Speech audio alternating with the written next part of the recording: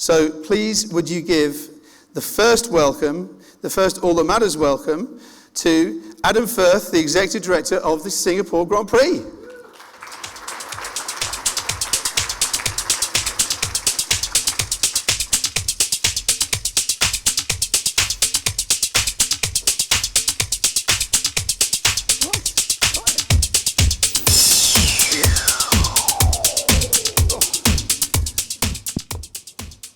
Sat on the microphone that made a noise, so I'm going to put that down there. Adam, welcome to stage. Now, this isn't your first time at our event, is it? You've done this before? No, I spoke at Gaming Matters, I think in 2019. Previously here I was with Sports Hub, so we were doing some esports there, obviously, the TI there this year, and we were laying the groundwork for that and some other events back then. So I was fortunate to be on stage and talking to Gaming Matters program. Well, welcome back. I think you've got a slightly bigger job now. You're running the Grand Prix this weekend. Tell us, let's set the scene. What if we're all hanging around, what can we expect? What are the headlines? Well, we basically closed down a big chunk of downtown Singapore, which creating a racetrack in Singapore, which is a pretty big undertaking. We have, in 2019 we had 268,000 people, and this year we're tracking ahead of that, so that's great. Certainly plenty of demand in the market, but we've had a pretty short runway to events. It's quite remarkable if you consider at the start of the year we were talking about event capacities in the hundreds, and here we are talking about a 3-day crowd over 268,000. So that's going to be pretty amazing, I think, for not just for the events industry here, but for Singapore as well. Yeah. It's interesting. So Adam and I would occasionally go out for a beer. Trying to get information out of him about what's happening at the Grand Prix was like blood out of a stone. He just wouldn't blink. Never play poker with you, right? So, and tell us about you. Obviously, there's a lot of musicians here. So you got a lot of artists performing. Who are we going to be seeing at the Grand Prix? We've got about 45 artists, so a mix of about half international and half local. We had the all clear on concerts in about March and went on sale in April. So we released the lineup in 2 phases. So first of all, we released our post-race artists, which is Marshmallow, Westlife, Green Day, and then released the fuller lineup after that. So we've got the Kid Laroi, Black Eyed Peas, TLC, Suede, and then, like I say, about 40-odd other artists across 11 stages, about 115 performances when I last counted over the 3 days. The lineup will be full. Amazing. And I thought 5 stages was hard. You got 11. Let's talk about you got the logistics of getting inbound teams in and stuff at the moment with all these travel issues going on. What are you got challenges there with the teams? Team side is pretty much managed by Formula One, and they're a pretty slick operation. They bring about 700 tonnes of freight in. 7 747s that bring the actual Formula One circus to town. That's with the cars and all the broadcast equipment and all of those elements. We've got about 4,000 people that come with Formula One. In addition, a couple of hundred journalists and a couple of hundred photographers and the support categories as well.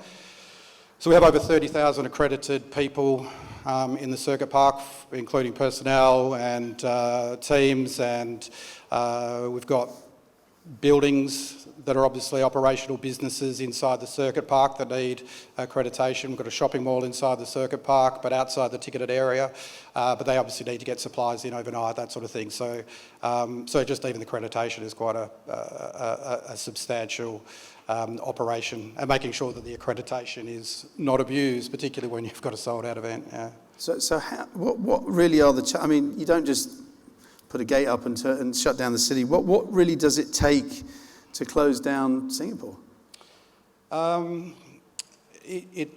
We start the build in May, and it'll take about 2 months to pull it down afterwards. So for more than half the year, we're either building it or pulling it down.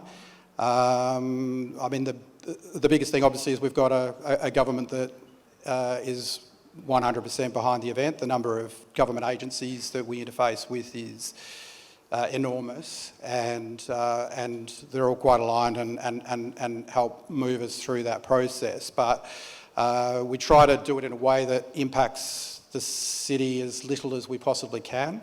Other temporary circuits, Melbourne, for example, great event, but for the most part it's done inside a parkland, not far from the city, but it's inside a parkland. Miami, it's in a massive car park around the Hard Rock Cafe Stadium where the Miami Dolphins play.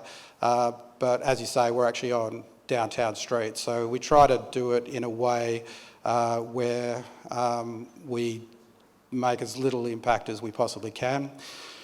So it's just in layers. Like the first layer goes up, which is the lights. So we've got about 1,600 light projectors around the circuit. We've got 110 kilometres of power cables, about 60 kilometres of optic fibre, and all of these layers get built in, and then the next contractor comes in and builds the next layer, and the next contractor comes in and builds the next layer. So it all just happens. Yeah. A before B, before C, before D, and obviously if there's any interruptions along the way, then that causes downstream issues, which is something we try to avoid. Yeah.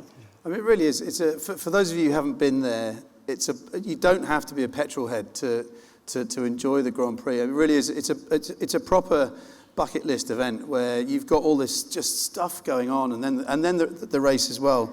But things like, I mean, staffing and logistics to saying 30,000 people in, certainly this year as well. It's always my favourite question, but how many Portaloos does it take to open the Grand Prix? Well, I've discovered it takes all of them. There's literally no more Portaloos available in Singapore. We have about 600, but we also have some containers with toilet facilities around, and we have some permanent buildings that have toilets in there as well. But I found it's probably best not to give too much consideration to how many people you're sharing the toilet with. That's a very good point. Very good point. And what are the other challenges you have to getting the Grand Prix going? I think the biggest challenge this year was really just kickstarting. We've been through obviously 2 years of cancelling the event, so I consider myself an expert at cancelling major events, which is not what we get in here for, but getting the team up and running and getting them fit again, I think is a challenge. Fortunate that we've held on to most of our key staff, and a lot of the contractors have rolled over, which certainly has helped. Manpower issues has been a problem, I think, for many industries, and certainly I think in the events industry. A lot of our freelance workers that previously have come each year to do a contract term of 4, 5, 6 months, not having that over the last 2 years have gone into other 12-month-a-year sort of jobs where they can get a weekly paycheck with a little bit more certainty. So it was a little bit more difficult probably to get some of those core staff. And some of our contractors, I think, are quite stretched on with manpower. And when you get things like rain delays, which we've had a lot of rain, a couple of contractors have had COVID go through their teams, and so then trying to scale up to catch up on the time is something that I think has been a little bit challenging. But after working through the night, we're pretty much back on track, so that's good.